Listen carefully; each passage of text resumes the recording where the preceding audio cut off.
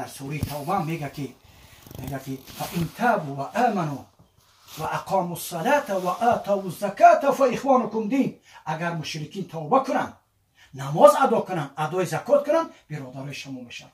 تا مسلمان نماز نخونه او برادر ما شده نمیتونه. بی نماز همه کارا میکنه. آدم میکشه بی نماز، نعوذ بالله، دزدی میکنه بی نماز، خب عرق مینوشه بی نماز، زنا میکنه بی نماز، همه گناه را بی نماز میکنه. برای چی میکنه؟ برای که از همه گناه سخت بی نمازی است. حتی پیغمبر علیه السلام در حدیث صحیح چی میگه؟ فرق بین مسلمان و کافر چیه؟ نماز است. العهد الذي بيننا وبينهم الصلاة فمن تركها فقد كفر. حدیث است. پیغمبر خدا میگیره بی نماز نگردی. حتی کسی بچهش نماز نمیخونه نکاح کنه، نکاحش درست نمیشه. بی نماز نکاحش درست نمیشه. چون نکاح میکنه برای خیلی زندگی کنه. چون نماز نمیخونده، الله را سجده نمیکنه، با نکاح میکنه. چون اسلام بعضیش قبول میکنه بعضیش نه. الله چی میگه؟ یا ایها الذین آمنوا ادخلوا فی السلم کافة. ای مسلمانان دین به پرگی قبول کنید.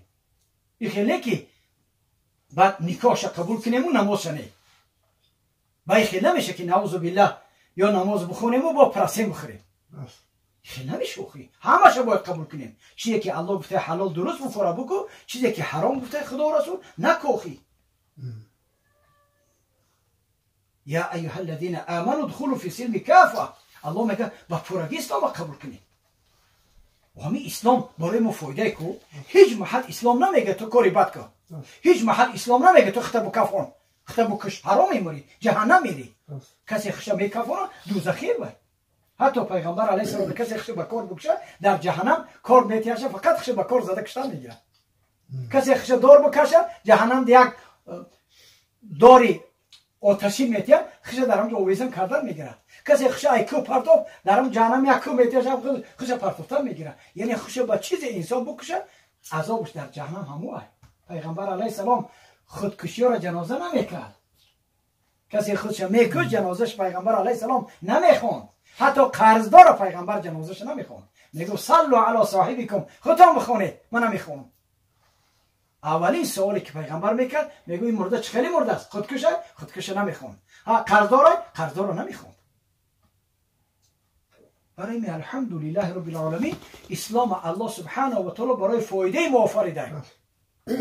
زنا نکو، عرق ننوش، پرسه نخو، یک کس خیانت نکو، دروغ نگو، فریب نکو، ظلم نکو، دوست بدار، حرمت کو. اسلام کو. اسلام کسی قبول کنه آبرومند میشه، برکتدار میشه. اسلام میگه مادر تو اوچجا میگو، پدر اوتجا میگو کو. این همین اسلامه که ما بچه‌ها یکم میگم که پاچه‌هاش بوسه کنید، پگاه میمره با اوته میگی دیگه نمیویشه. با بیزار ما یک گاوی میکشه که اوتم دیگه گاو بکشم. حاضی بکش بخره. حاضی رو اوته را دوست بداری. حاضی مادر جان بگی. بعدی مردن همش دروغه. همه چی در زندگی الحمدلله ارقام میکنم اوتما. اوچه جان ما بوسه میکنم پاچه‌هاش. همه چی در زندگی. همه احترام در زندگی. حتی الله چی گفت؟ فلا تقل لهما اف. در پیش پدر و مادر اف نگو. ولا تنهرهما، آواز بلند نکن. و قل لهما قولا کریما، زیباترین سخن برای پدر و مادر بگو. دلاشو نرنجه. سبحان الله. اگر دو بچه یک انسان داشته باشه، پدر یا مادر میداره، بچهش جشته میخیزه، تش نمیخیزه پیشون. و اوچش میگه که بچه لبای دل مسئله کشیده. این میخستگی میگه خب که کمپیر ما پول ندارم. اونم میخستگی دویده میره پول نداره. ای رفیقش قرض میکنه 1 کیلو عسل میاره. او میره جنت، این میخستگی میره دوزخ. برای چی؟ این گپش نمیگیره. او خستن احترام نیست. گپ نگرفتن حرامه. نخست پیش پدر و مادر یکی گپ شرط نکن. حاضی را چجا میگه، حاضی پدر جان، حاضی من میکنم کارت اجرا. سبحان الله. الحمدلله. برای این سبب این اسلام دین ما دین مهربانی است. این دین بسیار دین زیبا است. پیغمبر علیه السلام میگه که من لا یرحم لا یرحم. کسی مهربان است الله در وی مهربانی نمیکند. دین ما دین مهربانی است، دین نصیحت است. بچه می کار نکه گناه است، بچه می کار نکه گناه پگه میموری. فقط پول مولا در سرت میمونه. ظلم نکو بچم، دزدی نکو بچم، غارتگری نکو، زنا نکو. دختر تا زنا میکنن. زنا نکو، بس کن که خدا رسوات میکنن. ویچ فید میشی، کرونا میمری، فقط در پیش الله جواب میگی. این مصیبتی که امروز در جهان کرونا یک خودش اومدگی نیست، ایره الله فرستادگی. بسبب چی؟ بسبب گناهی بندگان که ای حد گذاشتن که نعوذ بالله مادرها لیش کردن خشونن، کرتای تنگ پوشیدن که هم مرلیش الله به کرونا بفرسته خشون محکم کنن. نیم که مسلمان لیش بگرده، نیم که مسلمان در پیش پدر و مادر یوبکا پوشه. استغفر الله العظیم. کار حرامه این کار. ما مسلمانیم الحمدلله. ما تاجیکا هممون مسلمانیم. ای پایان تاب کلانامون همه مسلمانیم الحمدلله. هممون جنازه میشیم بعد مردن. یک کسل شدیم دعا میخونیم، دختراشون نکاح میکنیم. لیکن کسی اسلام پایمال میکنه خدا پایمالش میکنه. کسی اسلام پسند نکنه خدا خورش میکنه. و چشممون دیده سیم کسی یک واهمه میکنه اندک پس میبینی که خدا رسواش کرد. برای که الله نظارت داره. و تاجیکای ما فکر نکنن، مردمی کویبش فکر نکنه که کوی بلند کوی خواجه مستان در ایجی سوده. ایره الله برای روز ماندگی های.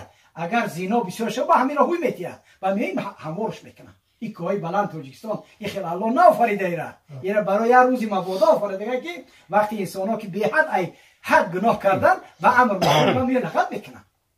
چخیلی که سریزه 110 سال شید زمین لرزه کدی پیش راش محکم کردگی او یه روز هوی میشه با کی هوی میشه؟ وقتی که تاجیک ایدین بگرده، وقتی که برزی دیدین تاجیک بخیزه بعد خدا رو هوی میتیه. این کوهای بلند 93% تاجیکستان ما کوهای ایره الله برای همه خیلی فرادگی نیسته. یه روز غضب الله میوه هموار میکنه همه را. برای ما خدا بترسیم سبحان الله و همین نشیم که کوهای بلند داریم. این کوها آفتن همش. بچه‌شتون پختکاریا دیدید چند خانه را جخیده کرد؟ لای؟ 30 خانه را چند متر آمد؟ 40 متر بلند خسته دواسمان خسته زیاد بود. بلندی لای چند متر بود؟ 40 متر 40 متر. سبحان الله. برای همی پختکاریا ده پهلوان فرض و واجبه که اینم راه کرد گذاشته گریه کرده بگذارن که عذاب خدا آمدگی. پیغمبر علیه السلام وقتی که صحابه را میگه که قوم لوط کتی که الله سبحانه و تعالی سنگ ریزه کرده بود گولاشون برداشت میداد با گولاشون سنگ ریخت گو گریه کرده بگذارید که عذاب الهی در اینجا آمدگی. باید پختکاری هر باری بگذارن گریه کنن که خداوند ما را دیگه عذاب نشانته. چون الله و جسمیتون اینجا نمیتونه ای جنم هوی میتیه در کار شما. برای این سبب ای خدا بترسیم، بی نماز نگردیم، فرزندامونه بگیم بچم بی نماز نگرد، دخترمون نگیم بچم سر ریج نگرد، پیش بر توکل کن. موی سری زن قطعی رانش برابر هرش عورتش فر نداره. حتی در مذهبی امام اعظم رحمت الله علیه کدام زنی نماز بخونه یک طور موی سرش کشاف باشه نماز درست نمیشه. موی سری زن قطعی رانش برابر عورتش، قطعی نافش برابر عورته. هر دوش یکه. کسی موی سری زن تا گویا بدنش تو یکا فرقت نداره. برای این سبب ای خدا باید شرم داریم مسلمانیم.